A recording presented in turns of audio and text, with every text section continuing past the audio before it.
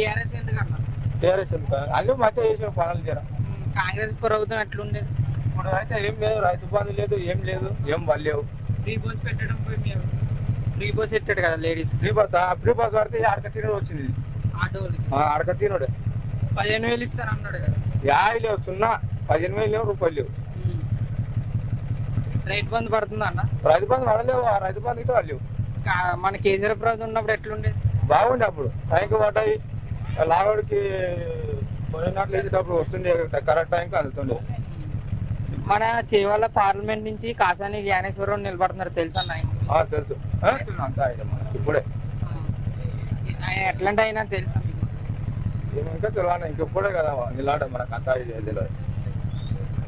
కదా ఓటు ఎవరికి వేస్తారు? కాంగ్రెస్.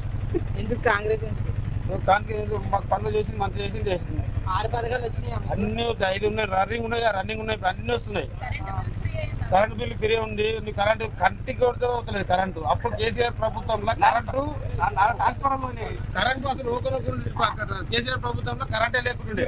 ఇప్పటికి 10 మందిని అడిగితే 8 మంది మా ఊర్లో కరెంట్ లేదు. అది ఊళ్ళో కరెంట్ ఉందా ఎవరు చెప్పి అది ఏమంటున్నాం బైక్ పాడి గురించి అలా చెప్తారు అంతే. అది చూడకాశం ట్రాన్స్ఫర్ పోయినాయి, ఇప్పటికి చేను లేనుకోపోయినాయి పోయినాయి.